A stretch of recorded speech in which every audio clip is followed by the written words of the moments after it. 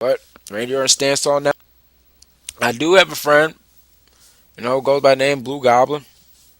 Ed, this is,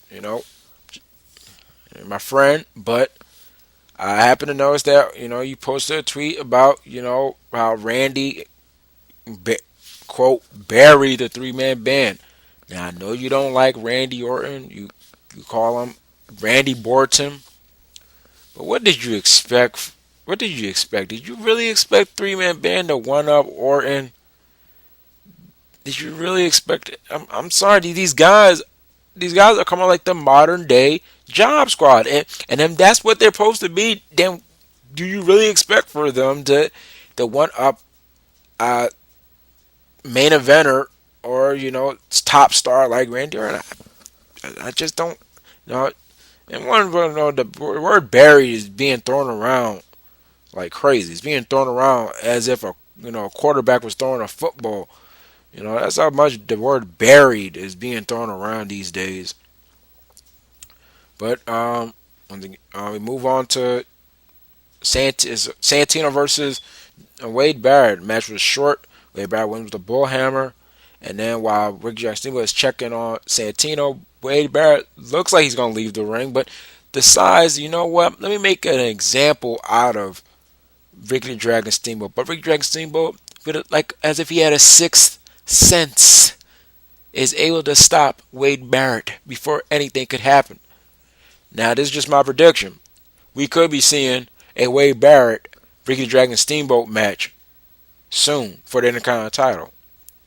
Ricky the Dragon Steamboat can still run a gun, unlike some of his former wrestlers from the 80s. It's just my prediction. I don't think Ricky the Dragon need to get in the ring, but he's still sure he can run a gun. We move back to backstage after a commercial break, I believe, and it's Sheamus being interviewed by Matt Striker. Sheamus is saying that he has doubts that he could win the world heavyweight title, or just any world championship in 18 seconds again. And I hope that does not happen if Sheamus does become champion again in 18 seconds. But he doesn't have any doubts that he could win the Royal Rumble, or become world heavyweight champion, or just WWE champion, or whatever. Again, and he actually spots the three-man band still reeling from their RKOs. And the way this segment came off, now I'm going to be honest, Sheamus really did come off as an Irish version of John Cena in this segment. And some people say that he's been coming off like the Irish version of John Cena for the past couple of months. But the way that this segment came off, it came off as if, what are we going to get? A singing contest in the middle of the ring, which I hope would not be the case, or we're going to actually get a match, and it turned out to be it was the latter. Now we head back to the ring, and it's the United States Champion Antonio Cesaro versus the Great Khali, a rematch from their main event match, which was for the title and had a lot of time. I really missed out on this match because I really, Great Khali doesn't really hold my attention. I really find this trio of him, Natalia, and Hornswoggle downright weird, very weird. But I did catch to see. I was able to catch Cesaro hit that beautiful springboard European uppercut. This guy is not light as a feather. He's not a cruiserweight. But man, it was so graceful when he did that. And he was able to neutralize Great Khali, which got a great reaction from the Tampa Bay crowd. And Cesaro goes on to pick up the win. I forgot to mention that The Miz was on commentary. It looks like playing continuity from main event. When The Miz basically got on Cesaro's case. So it looks like Cesaro, Miz feud for the United States Championship is on the horizon. But I know there's some fans that consider Cesaro a charisma vacuum, but you can't help it. The guy in the ring is the real deal. I know there's times where he maybe does some rest holds that come at the wrong time. There's some feel they do too many rest holds. But when he's not doing rest holds, I feel the guy is spot on in the ring. I watched him when he was in Ring of Honor and he was going by, Claudio Castagnoli, and that's why I kind of became a fan of his work. And I'm still a fan of his work, and I feel he's a good United States champion. The matches he's had with Kofi, the matches he had with Justin Gabriel, they were all good. But picks up the win. And then we move backstage again for a segment between Paul Heyman. He's on the phone, and then he's approached by the WWE's resident creep, Brad Maddox. I'm telling you, anytime this guy, remember the segment guy, you remember how when Oksana was having those segments with Teddy Long, and they would play that music to let you know that she was coming. They need to do that with Brad Maddox, like some warning music, because the guy is just downright coming a creep and a nuance. It's like, would you just leave? Like, how you get into these events, like, you just look up on W.com and, but I see they're coming to Tampa soon, so, you know what?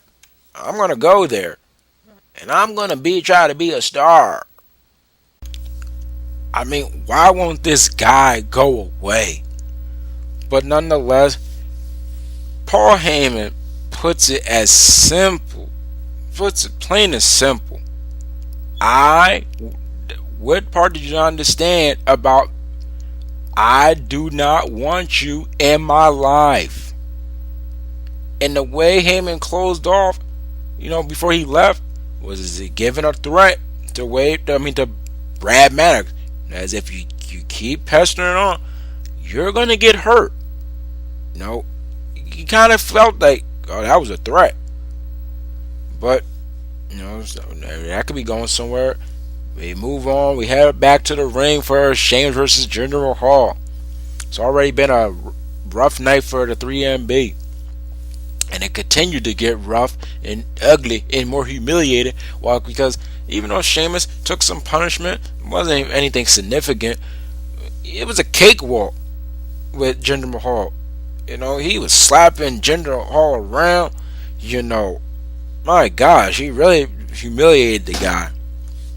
And Sheamus was actually able to make this match almost a handicap. He actually threw Heath Slater in the ring only to give him some punishment and threw him out the ring. I mean, Sheamus, it was all Sheamus. This was a total warm-up cakewalk. Almost like exhibition match for Sheamus. I mean, good Lord. Sheamus, you can just tell from how, we've basically been telling this match, won the match, He actually was able to bro kick all three members of the 3MB. Once again, I don't think that's ever happened to a stable. I don't think there's ever been a time in wrestling that a stable, whether it was a 3-man stable, 4-man, whatever, that all members took 2 finishing moves. I don't think that's ever happened. Every member took a finishing move from 2 wrestlers. I don't think that's ever happened. The closest that's ever happened to a stable getting mostly a finisher from 1 wrestler, but then again it's not 2, was when Austin, saved with a turn and sundered most everybody from the Alliance. Everybody remembers that. But still, that's not from 2 separate wrestlers. That was 1 guy. It's just amazing. 3MB is, what can you really say about them? You really supposed to take the guys seriously? I don't think you're supposed to take the guys seriously. Now, I know there's been times there's wrestlers where you're not supposed to take seriously, but you're supposed to take them seriously in the ring. But 3MB, it's just jokes. They're just jokes. Come on, playing air guitar. You can have a rock star theme to you and still, Edge had a rock star theme to him. John Morrison had a rock star theme to him. But they were still, considerable threats to a division, to a title. Well, Edge more so than Morrison, but you get the point. Finally, it's not, no pun intended, to The Rock. No, it's not the lead to The Rock. We are finally the main event match. Yeah, the main event, the TLC match for the WWE Championship. CM Punk, his first title defense for 2013 against the challenger, the always hungry Ryback. I enjoyed this match. I really did. The spots had me cringing. Some of them, especially the first spot with Ryback delayed suplex Punk on the ladder. Man, I was like, man, that's gotta jar the lumbar. Just gotta jar the lumbar. But I think the funniest spot to me had to have been, it was a spot in the match, it was part of the match where Ryback was on the verge of hitting the shell shock on Punk, and Punk, got off his shoulders and he left the ring. And Ryback goes off, leaves the adjacent side of the ring, and he tries to cut off Punk, and Punk just pulls the table which was leaning against the barricade, and Ryback goes crashing through like a bull. I felt that spot was so funny, and I thought it was very crafty on Punk's part.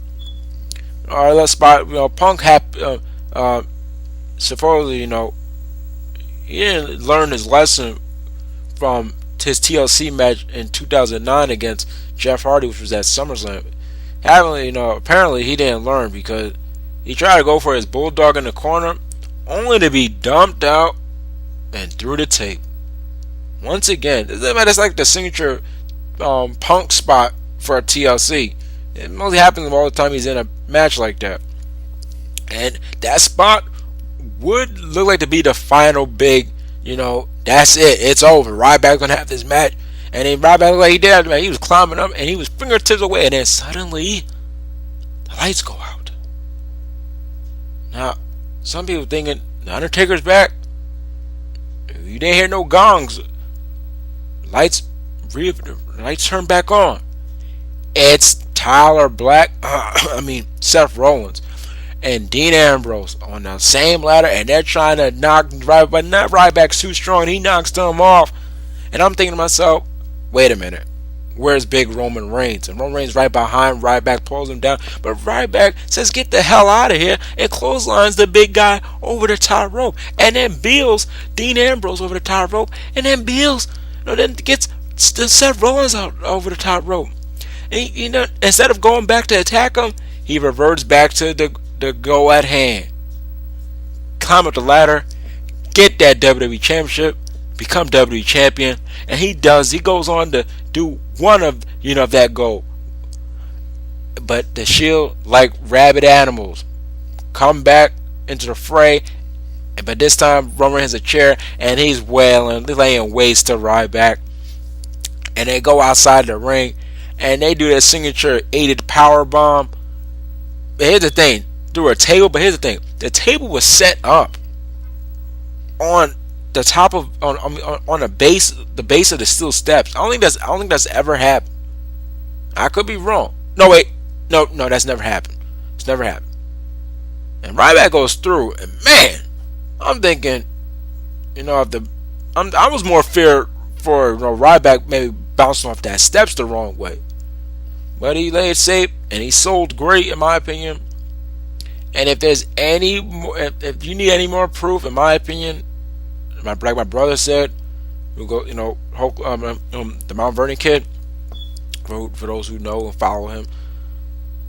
Like he said, if you need any more proof that the Shield are not, that they're working for Punk or Heyman, come on now. I think it's if they're not working for CM Punk, they're working for Heyman. Heyman is paying them off to protect Punk. And speaking of Punk, Punk will go back in the ring, hurt, banged up, but was still able to climb up and grab Rhea with that menacing, mischievous grin of his. And Punk will go on to still be WWE Champion. He is still champion. So when you look into your eyes, what do you see? You see 415 days.